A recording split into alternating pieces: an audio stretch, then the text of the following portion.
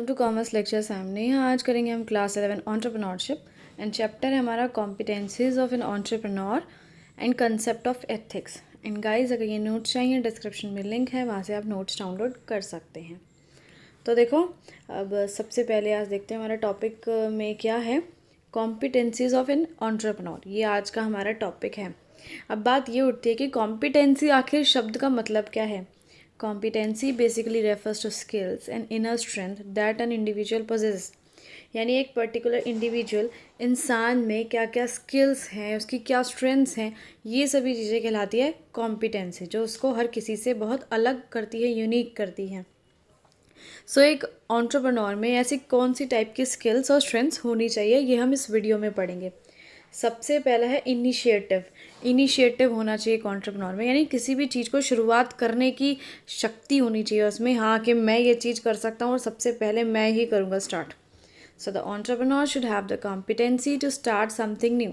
सो एक एंटरप्रेन्योर जो होता है उसमें इस चीज़ की कॉम्पिटेंसी होनी चाहिए कि कुछ भी नया करने से वो हिचकिचाए नहीं, बेहिचक तुरंत कोई नई चीज़ स्टार्ट कर दे।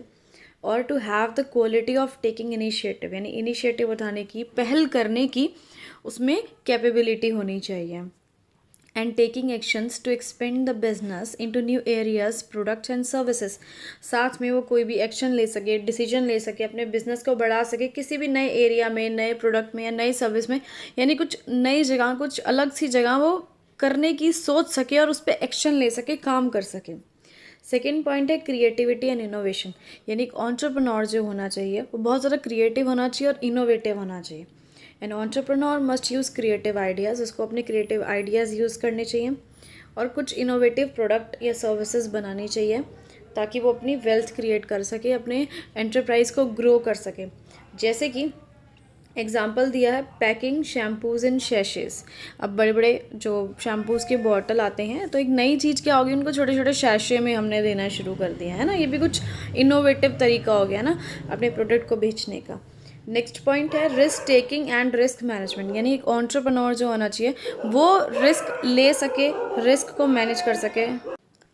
An entrepreneur generally starts the venture with new idea, and that new idea involves risk and uncertainty because he is not familiar with it। अब सबको पता है जब कोई एंटरप्रेन्योर कोई भी नया वेंचर स्टार्ट करता है तो वो नए आइडिया के साथ स्टार्ट करता है, यानी कुछ नया प्रोडक्ट, नया सर्विस लेके आता है, चाहे नई मार्केट लेके आता है, कुछ अलग सी चीज़ करता है वो हटके, है ना। और जब कोई अलग चीज़, डिफरेंट चीज़ हम करते हैं तो उसमें रिस्क इन्वॉल्व होता है, अनसर्टिनिटी इन्वॉल्व होती है। क्यों? क्योंकि हम उस चीज़ से फेमिलियर नहीं होते हैं, क्योंकि वो चीज़ पहले कभी किसी ने ट्राई नहीं की होती है, हम पहले ही बंदे होते हैं जो उसको लेके आने वाले होते हैं। तो भाई रिस्क तो पूरा है कोई नई चीज़ को करने में, कि उसकी समझ ही नहीं है क्योंकि हमें ज़्यादा अच्छे से। सो एक एंटरप्रेन्योर में रिस्क टेकिंग एबिलिटी होनी चाहिए, यानी वो रिस्क उठा सके। ऐसा होना चाहिए, डरपोक नहीं होना चाहिए कि नहीं मैं नहीं कर पाऊँगा, मुझे नहीं, फिर एंटरप्रेन्योर किस बात का वो। And should also be able to manage risk, और रिस्क को मैनेज भी कर पाए कि भाई कितना रिस्क लेना है, कम लेना है, ज़्यादा लेना है, कैसे लेना है, जिससे कि जो है उसको भारी नुकसान भी ना हो। नेक्स्ट है प्रॉब्लम सॉल्विंग, यानी एक एंटरप्रेन्योर को ऐसा होना चाहिए कि वो बड़ी सी बड़ी प्रॉब्लम के सोल्यूशंस निकाल ले। He should have the competency to evaluate the alternative solutions, यानी जो आपका एंटरप्रेन्योर होता है वो इतना कॉम्पिटेंट होना चाहिए कि हर एक प्रॉब्लम के ऑल्टरनेट, यानी बहुत सारे सोल्यूशंस निकाले और जो बेस्ट लगे उसको जाके वो यूज़ करें। ठीक है। स्कार्स रिसोर्सेज का कैसे यूज़ करना है, ये भी एक बहुत बड़ी प्रॉब्लम है। कैसे कितना यूज़ करना है, कहाँ कहाँ यूज़ करना है, ये सारी चीज़ें उसको आनी चाहिए। ठीक है, ताकि वो अपने सारे प्रॉब्लम्स सॉल्व कर पाए, जो कि किस में आते हैं, जब हम सक्सेस की तरफ बढ़ते हैं, हम ग्रो करते हैं, तो ये बहुत सारी प्रॉब्लम्स होती है जो हमें फेस करनी पड़ती हैं। तो एक एंटरप्रेन्योर में एक ऐसी कैपेबिलिटी होनी चाहिए कि वो हर एक प्रॉब्लम का सोल्यूशन जानता हो, निकालना जानता हो, हर एक प्रॉब्लम का तोड़ जानता हो। नेक्स्ट है लीडरशिप। एक एंटरप्रेन्योरशिप में क्या होनी चाहिए, लीडरशिप क्वालिटीज़ होनी चाहिए, बहुत ज़्यादा ज़रूरी है, ताकि वो अपने एम्प्लॉयज़ को गाइड कर पाए, मोटिवेट कर पाए, उनको जो है इन्फ्लुएंस कर पाए कि मेरा ऑर्गेनाइजेशनल ऑब्जेक्टिव है, इसे मुझे अचीव करना है, भाई तुम लोग हो जिसे मुझे हेल्प करना है, ऐसे उनको कन्विंस कर पाए अपना काम करवाने के लिए। नेक्स्ट है क्वालिटी परफॉर्मेंस। अब जो एंटरप्रेन्योर होता है वो क्वालिटी को लेके पूरा उसको ये होना चाहिए कि मुझे अच्छी क्वालिटी के ही प्रोडक्ट्स बनाने हैं, ठीक है, ताकि लॉन्ग टर्म तक मैं ग्रोथ करता रहूँ। An entrepreneur should have the concern for the standards. Concern for standards का मतलब है वो इसे चिंता होनी चाहिए कि जो स्टैंडर्ड्स, जो टारगेट्स जो मैंने फिक्स करे हैं क्वालिटी के, वो मैं अचीव करूँ, ठीक है, उससे लो क्वालिटी के प्रोडक्ट्स ना बनाऊँ। And desire to produce high quality of work. कोशिश करें कि मैं अच्छी क्वालिटी का ही काम करूँ, चाहे कोई भी काम करूँ, कुछ भी करूँ, because it is a high performance which differentiates him from low performance. क्योंकि यही हाई परफॉर्मेंस उसको अलग करती है बाकी सभी लो परफॉर्मर से।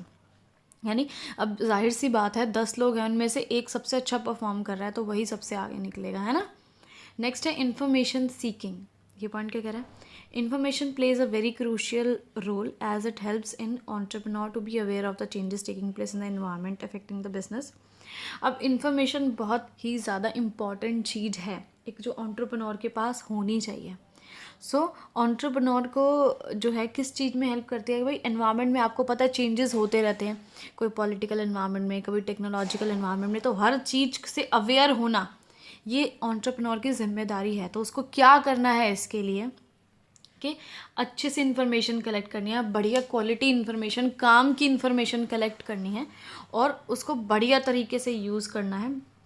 कि अगर वो अच्छी इन्फॉर्मेशन कलेक्ट करता है और उसको बेहतरीन तरीके से यूज़ करता है, तभी डिसाइड होता है कि उसको सक्सेस मिलेगा या फेलियर मिलेगा, ठीक है। चलो आगे बढ़ते हैं। सिस्टमैटिक प्लानिंग क्या है? यानी उसको अच्छे से प्लान्स बनाने आने चाहिए, हर चीज़ के रिगार्डिंग प्लानिंग करनी आनी चाहिए। प्लान बनाने बहुत ज़रूरी हैं आगे बढ़ने के लिए। बोलते हैं ना, जंग लड़ने से पहले जंग की तैयारी करनी है, उसकी प्लानिंग करनी है। तो एक एंटरप्राइज सेटअप करने से पहले एंटरप्राइज के रिगार्डिंग प्लानिंग करनी है। Every enterprise has limited resources. सबको पता है हमारे पास रिसोर्सेज बहुत लिमिटेड है, चाहे समय हो, चाहे पैसा हो, चाहे हमारे एम्प्लॉयज़ हों, बहुत थोड़ा थोड़ा होता है। So before putting whole enterprise into operation, he should develop a detailed blueprint through systematic planning. तो पूरी एंटरप्राइज स्टार्ट करो, ठीक है, उसके सारे ऑपरेशन स्टार्ट करो। इससे पहले हमें क्या करना है? इससे पहले एक चीज़ है कि हमें पूरा ब्लूप्रिंट बना लेना है, पूरी अच्छे से प्लानिंग कर लेनी है। जितने भी ऑल्टरनेटिव्स हैं उनको अच्छे से चेक करना है, किसके क्या मेरिट्स है, किसके क्या डीमेरिट्स है, आगे हमें ये चीज़ करनी है, ये चीज़ नहीं करनी है। पूरा प्लान बना के फिर उसको इम्प्लीमेंट करना है। ऐसे नहीं बेवजह उठे मुँह उठाए और किसी भी चीज़ पे काम करना शुरू कर दिया, बिल्कुल नहीं। प्लानिंग बहुत ज़्यादा ज़रूरी है। नेक्स्ट है परसुएशन एंड इन्फ्लुएंसिंग अदर्स। दूसरों को परसुएट करना, इन्फ्लुएंस करना हमें आना चाहिए अगर हम एक एंटरप्रेन्योर हैं तो।